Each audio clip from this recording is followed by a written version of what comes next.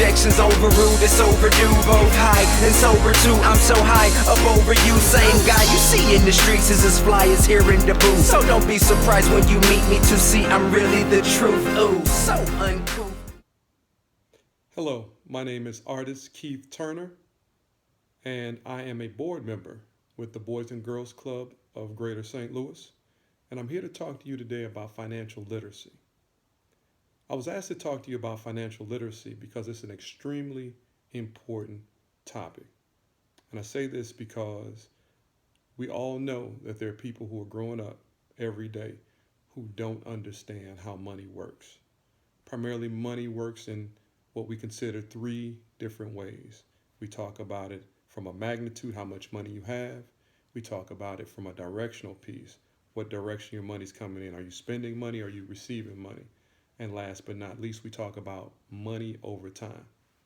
But let's get back to the basics of financial literacy. So when you look at financial literacy, look at three things, okay? Look at budgeting, okay? Look at savings, and look at investing. So when I talk about budgeting, what do I mean?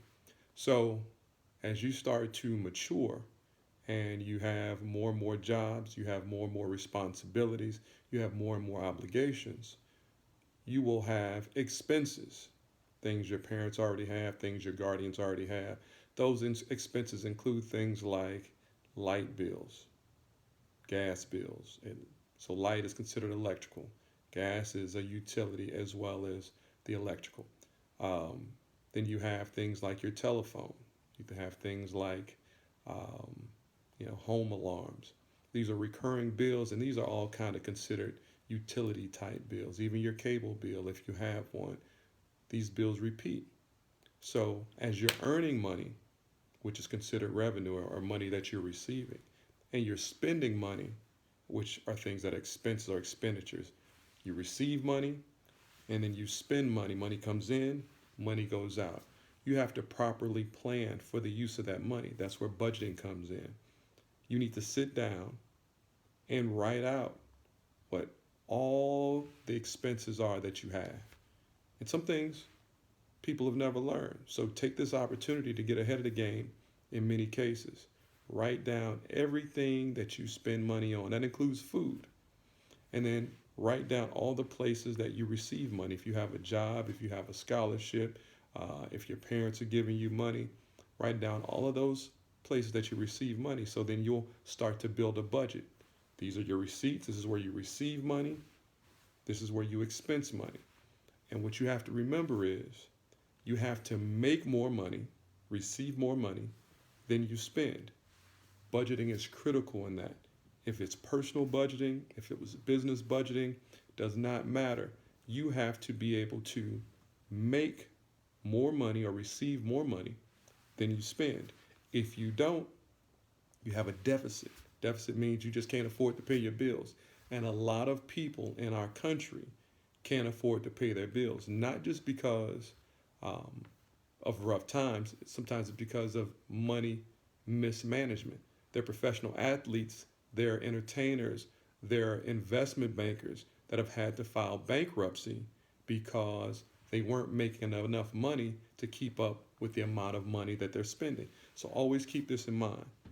It's not how much money you make always, it's how much money you keep of what you make. So as you start to build your budget, be aware of your spending habits. It's very important. So make sure that when you start to make a budget, count your revenue, count your expenditure, count how much money you make, count how much money you spend, and make sure how much money you make is more than how much money you spend. And just because you make it does not mean you have to spend it, okay? Just because you can buy something at that time does not mean you have to spend it, all right? So that gets us into our next topic, which is savings, okay? So savings is key because we never think about rainy days, but rainy days always happen.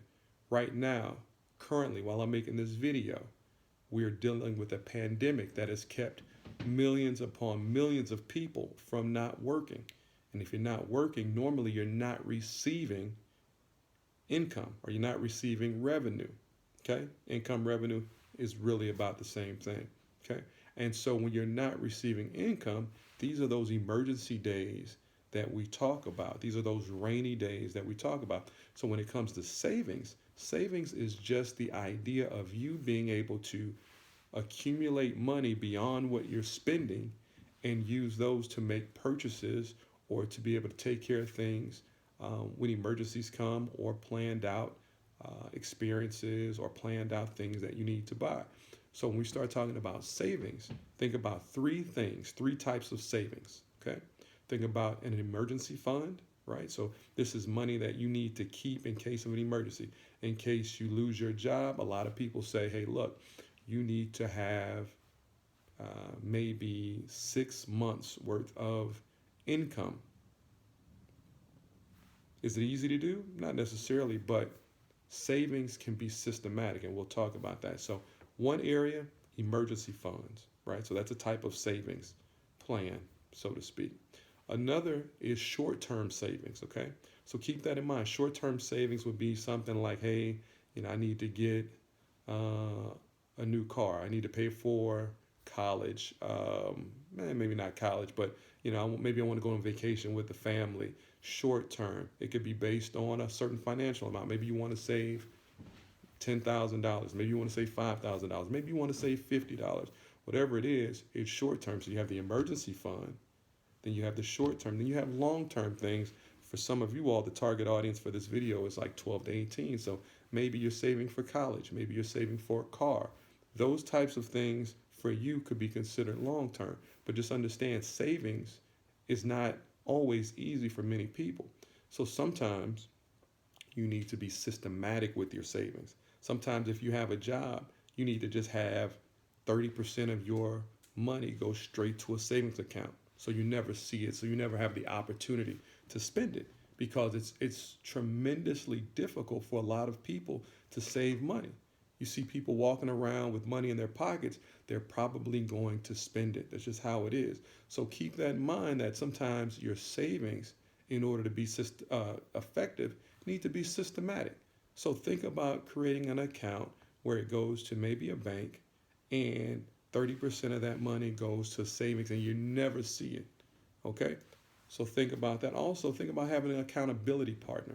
That could be a parent, that could be a friend. You don't necessarily have to save and invest with them, but letting them know, hey, look, I got X amount of dollars and I'm saving this.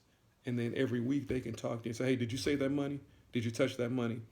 And psychologically, that helps you. So keep in mind these things. Budgeting, if you write it down, it helps you to better understand where that money is coming in, where that money is going.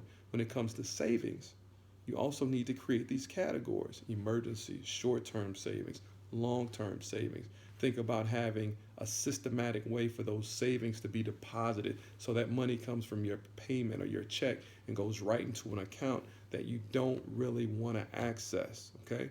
Or you can have that accountability partner that could also help you stick on that savings path, right? Okay, so talked about budgeting, talked about savings, and what about investing? Well, I'm 12, I'm 14, I'm 18. I'm too young to be investing. Nah, you are not too young to start thinking about investing, especially those who are 17 and 18 who are watching this video. So what does investing look like? Well, investing is really an opportunity for you to take a certain amount of cash and invest it into areas that could get you what is considered a rate of return on your money. So what is a rate of return? Why are you giving me all these difficult terms? Because I want you to understand that at this age, if you learn these things, these tips, these little nuggets about finance, or just basic money usage, it'll go a long way. So let's get back to investing. So investing essentially is you taking this lump sum of money and figuring out where you can put it, what you can buy, what you can invest in to get a better rate of return, right? So rate of return, what is this? So rates of return are normally percentages that people pay you to use your money, or people pay you to invest your money. So check this out. So there's stocks out here. And these stocks are really just opportunities for you to buy parts of businesses, very small parts of businesses or very large amounts of stock. But you spend your money, you make $300 working at McDonald's. You take that $300 and you put 50% of it into a stock. Every time you get paid, you buy $150 worth of a specific stock. There are rates that those stocks may pay that are called dividends. Not all stocks pay dividends, but those dividends are part of a rate of return system that will help you make money while you're doing nothing, while you're sleeping at night. As those companies are paying you dividends, you're making money on the money you invested. Those yield rates, they go all over the place, so you have to research that. But you can learn more about that at a later time. Also, when you're investing in these companies occasionally their stock price drops, but occasionally they increase too. So if the price for the stock increase, you make money as well. So investing in stock is a way of investing, but always keep in mind you're looking for a good rate of return. We're like, well, Mr. Keith, I don't want to invest in stock. It's not what I want to do. I just want to make a small investment. Okay, so commercial banks and other banking institutions have things called CDs. They're called certificates of deposits, right? And they'll give you a lump. What can I say? Not a lump sum. I guess it's technically a lump sum, but they'll give you a fixed rate. That's what it's called, a fixed rate for that rate of return. So maybe you buy a CD and you get, a rate of 2%. I thought that's no money, blah blah blah. Yeah, well, it's better than not doing anything, and it's a guaranteed fixed rate of return. So you can put your money, your $150, or save that up and put it in a certificate of deposit, and put that in there for 6 months, a year, 2 years, and then you'll make 2% on that money. So again, your money is making money without you having to do anything additional. All right. So those are other ways of making money when we start talking about investing. And all of these things are important because the younger you are when you start investing, the better the return is. They have things when we start talking about interest rates or rate of returns, and they start calling that compounded interest. Well, compounded interest basically means that you're making money that year on the money that you invested. And then the next year, they add the money you invested with the rate that you earned from the money you invested. And then they start to add that interest rate. You're like, blah, blah, blah, blah, blah, blah, blah, blah, blah. I'm talking all this stuff. It's too much. Okay, so let me back up. Think about this. What if you took your money and you started a small business? I don't have enough money to start a small business. Well, not necessarily. It's another way of investing. You're investing in you. So maybe you're 14 or 15 and you get a job or you save up money and you end up having $150. Well, maybe you can buy a used lawnmower and then you can go around your neighborhood and you can begin to ask, can you cut lawns at a discounted rate? Well, you've made an investment in yourself. You made an investment in business. And that's how businesses start. So a lot of times, younger people like yourselves aren't engaged in how money works because nobody ever obligates you to be responsible for money, or you never get access to money so you can do it. So what I'm telling you now is everything that I talked about is not just for adults, but it's also for 12-year-olds, and it's also for 15-year-olds and 14-year-olds and 17-year-olds and 18-year-olds, because you all can create income by doing the most basic things. If you want to make $10,000 next year in your spare time while going to school and not taking away from what you're doing in school, meaning you're studying, your sports, you can create a weekend business. Some of you all know how to bake cakes. Some of you all know how to cut grass. There are elderly people in your neighborhoods that need people to walk their dogs. You have to be aware of how investing in you gives you a return in revenue. So I say all of this to say financial literacy is critical, because not just understanding what financial literacy is, but actually acting on it is key to your ability to grow income and wealth as you get older, because now you start to think about, well, what do I do as I get older to invest? Mr. Keith gave me these basic terms. Now I'm getting older. What else should I do? There's strategies that wealth advisors give you. Well, what are those strategies? Strategies that 12-year-olds and 17-year-olds can adopt. So if you decide to buy stock and you decide to create a small portfolio, then you could start using that money to do what they consider the 3Ds, right? 3Ds. One is dollar cost averaging. It's like, man, you're giving me too much information in this video. Never too much. You're smart enough. You're good enough. Anything that I've shared in this information is simple enough, you can get it. So dollar cost averaging, what does that mean? It simply means that you take a small amount of money and you find some stocks or you find some mutual funds and you invest in those every week, every month, or every time you get money. And that way, it's the consistency in your investing. Well, why does that matter? Well, it matters because a lot of people try to predict the market. And some people are effective at it, but not very many. So if you consistently make investments as businesses dip, as they increase in value, you continue to increase your shares. And at some point, the expectation is that you are able to save a considerable amount of money over time. And if you start at 12, and if you start at 15, you start at 18, you guys will be way ahead of the game. It takes discipline, okay? And what does that discipline look like? Well, that discipline is that's one of those D's. And that discipline is really you being consistent. If you are working every weekend, if you're washing cars and you make $150, you make $100 washing cars every weekend, then you need to consistently take that $50 and you need to invest it. Well, I don't know what to invest in. I don't know. Well, there are plenty of applications out here online. You all are so tech savvy. You're smarter than most adults in the technology space. There are apps out here that allow you to start investment accounts. You might need your parents' signature sometimes, but they're available here. And also, you guys can start banking accounts. And some of these commercial banks have people at those banks that can hold your hand and walk you through it. So you take the discipline to consistently start to make these investments, saving money, right? They all work together. You're budgeting, you're saving, you're investing, right? So the third D is diversification. Well, what does that mean?